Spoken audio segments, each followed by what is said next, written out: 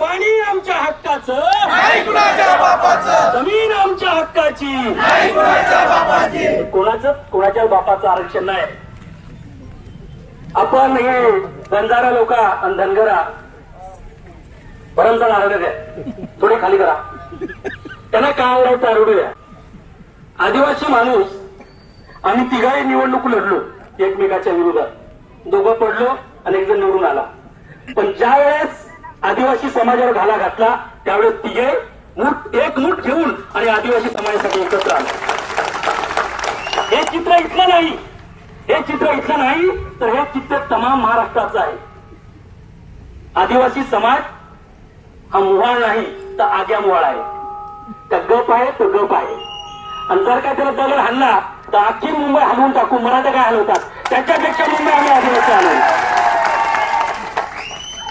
आम्हाला गणून एक दगड बाद झाली. आम्हाला तुमच्या बंदुकाही नको आणि काहीच नको. आणि सगळ्यात नम्र विनंती करतो पोलीस खात्याला, साहेब पोलीस खाते, आम्ही आदिवासी समाज कोणाच्या अंगावर जात नाही आणि कुणी आमच्या अंगावर आलं तर त्याला सोडत नाही. आम्ही प्रामाणिकपणे घटनेचा आदर करून कुठल्याही दगाफटका होणार नाही, कुठे दंगल होणार नाही, अशा प्रकारचे आमदार आहेत, माजी आमदार आहेत, सर्व पक्षी आम्ही या ठिकाणी आहेत. मी त्या बंजारांना आता कसा झालाय माहितीये का, निवडणुका आल्या काय छत्र्या हे उठत द्या, आम्हाला आरक्षण पाहिजे. आता या जिल्हा परिषद पंचायत समितीच्या निवडणुका गेल्या ना, काही गोदरीत जाऊन झोपून घेतील, कोणीच आरक्षण मागणार नाही. आणि यांना माहित आहे आपण मान्य सुप्रीम कोर्टामध्ये आपले सर्व लोकप्रतिनिधींनी एकदा नाही दोनदा या धनगरांच्या कानफडत मारलेले आहे. यांना आरक्षण मिळूच शकत नाही.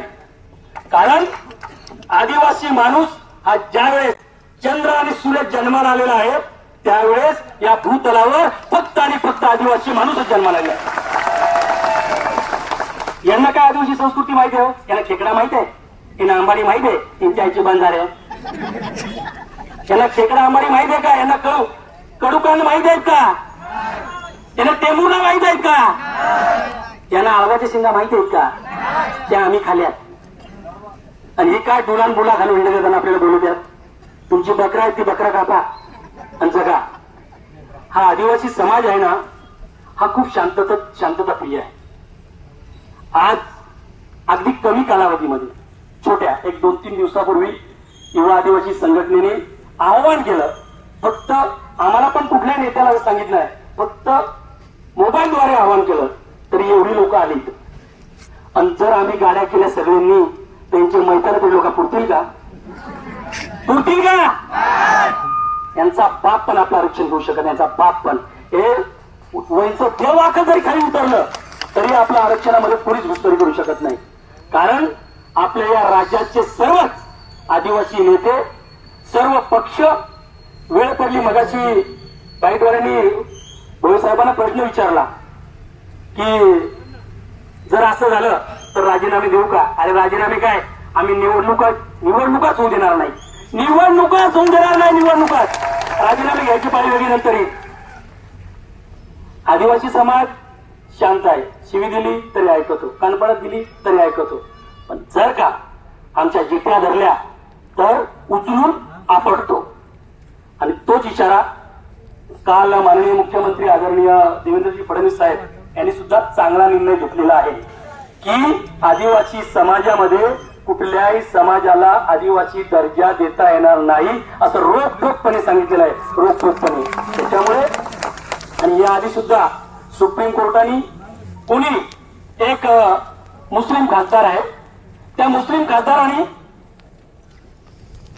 संसदेमध्ये भाषण केलं होतं, ये देश किसी के बाप का नहीं, ये देश राहुल गांधी का नहीं, ये देश नरेंद्र मोदी का नहीं, ये देश शरद पवार का नहीं, ये देश उद्धव ठाकरे का नहीं, ये देश आदिवासी जमात का है, आदिवासी लोगों का ये देश है, याचा मुस्लिम खासदारांनी सांगितलं आहे. त्यामुळे घाबरू नका. आपण एवढ्या मोठ्या प्रमाणात इथे आलात, आपली जी एकजूट दाखवली त्या एकजुटीबद्दल मी सगळ्यांना धन्यवाद देतो. आणि खास करून जेवढं हे आहेत ना पुरुष आहेत त्याच्यापेक्षा पण महिला जास्त आहेत. त्याच्यामुळे महिलांच्या वतीने पुरुषांनी टाळ्या वाजवा, महिला एवढ्या जागरूक आहेत. महिलांनी जर हातात काय घेतला, लाटणं हातात घेतला किंवा नवऱ्यासोबत जर केक असल्या तरी नवरा कसा पळतो हे सगळ्यांना माहित आहे. त्यामुळे महिला सगळ्यांच्या पुढे राहतील. त्या ठिकाणी पुनश्च एकदा ज्यांनी हा मोर्चा आयोजित केला त्या मोर्चेकरांना, त्या युवा संघटनेला मी मनापासून धन्यवाद देतो आणि इथे थांबतो. जय हिंद, जय आदिवासी.